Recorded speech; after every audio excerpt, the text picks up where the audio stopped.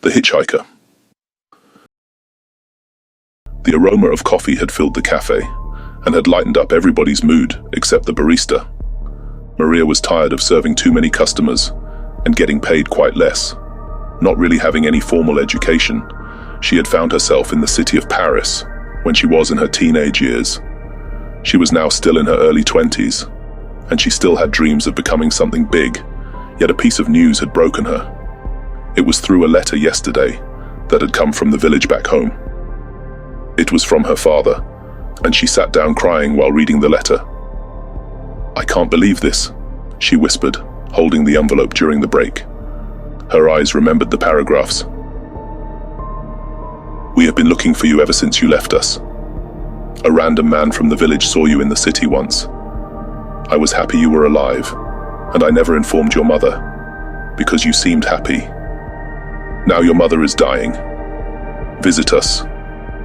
At least, that's what we hope." The letter was long, and Marion had underlined the previous lines so that she could skim and read them over and over again.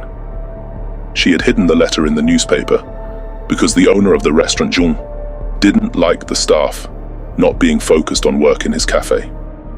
He was a weird guy and had weird rules for his employees. All of them were young girls in their early 20s. He thought of giving them some kind of education, so every day newspapers would arrive. Well, that was the decor of a small cafe in Paris in 1987. Most men came dressed in suits, and most women came dressed in their floral dresses. But Marion's world was not satisfied with any of this, as she had read the letter by keeping it under a newspaper. Somehow, her eyes had also shifted to another news that read that a young local schoolgirl called Marie had gone missing. Why are so many terrible things happening in this world? Marion thought. To cope with her anger, she secretly drank a lot of coffee. Under caffeine, she felt energetic, yet she was sad because John hadn't given her all her wages. He was upset because she had decided to leave this small cafe. For Marion, it was a must to see her mother before she left this world. But for John, Marion needed to do her shifts because she could handle a lot of customers. Getting angry that she was leaving, he didn't pay her everything she was owed. But Marion had made up her mind, and that was that. During the afternoon, it was quiet. She had noticed that people didn't come that much to the cafe. Taking this chance, she went back to the office that was behind all the coffee machines to talk to Jan again. Instead of him, she had found the office empty. Taking that opportunity, Marion ended up stealing her wages from his desk drawer. On the way outside the restaurant, she spotted a car. It was Jean and her brother.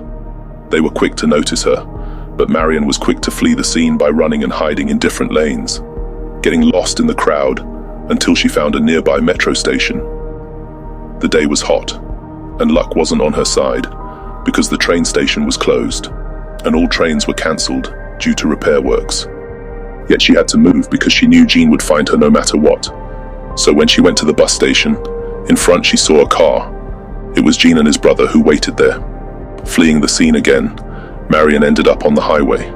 She walked for miles, feeling tired and depressed, until a car pulled over. In it, the guy who had a weird mustache and sunglasses spoke. "Hey, do you need a ride?" His voice was soft. He even looked quite decent. Besides, it was starting to rain. Marion had no option but to accept. She jumped in the car, and the guy introduced himself as Louis. "So tell me, what is a pretty girl like you doing alone on this empty highway?" he asked. "I was going home," replied Marion. "Home?" he chuckled. "Well, we will go home then. Where is home?" "Just drive straight, and I will tell you." "Cool," he said. "I don't mind because I will go where you are going. But if you don't mind, can I ask you a question that might, Go ahead, said Marion, interrupting him. "Are you a virgin?" "It's none of your business." How old are you? Marion looked at him and felt fishy. She wondered whether she had taken the wrong car or not. Not replying to him, she acted reservedly. Louis went on to drive fast and then began to whistle. At that moment, Marion's foot had touched a wallet. Sneakily having a look at it, she discovered that the purse was open, and under it, there was a photo of a girl that she thought she had seen today. The second she looked back at the back seat, Marion discovered a school tie and boots and began screaming. Louis tried to grab her as he was still driving. In a panic and still screaming, Marion opened the door and ended up falling out. The car was quite fast, and when Marion dropped on the road, she rolled and suffered many cuts, bruises, and was in a lot of pain. She pulled herself up as she turned back and watched Louis drive off with the passenger door still wide open. It was luck that the next car approaching was a police car. "Help me!" she shouted, screaming and crying. The police officer was quick to react and pursued Louis. Marion felt so low at that moment and wished she had not tried hitchhiking. Tired and stressed, she felt her consciousness begin to slip away. She wondered if the cops would catch him, and how long she would wait in the cold. Also, she couldn't believe that Louis had taken the girl from the news, Marie, the schoolgirl who had gone missing. Marion walked to the side of the empty highway and sat down, resting, then slowly went to sleep. It was hours later that she awoke as someone in a car drove up and stopped. Her heart sank as she realized that it wasn't the cops, but Louis who had driven back. She started to scream and tried to run, but her injuries made it difficult. Louis was quick to grab her. He bound her hands and gagged her mouth with an old rag.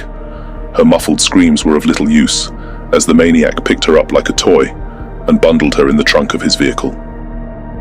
It was then Marion saw the corpse of the young Marie, who was dead and decomposing. She was hysterical, looking up as the kidnapper smiled right at her. Then he slammed the trunk closed. Louis was never caught, and continued to offer lifts to lone women on the highway. Like so many others, Marion was never seen again. Her mother passed away soon after, and her family gave up hope of ever finding her. The end.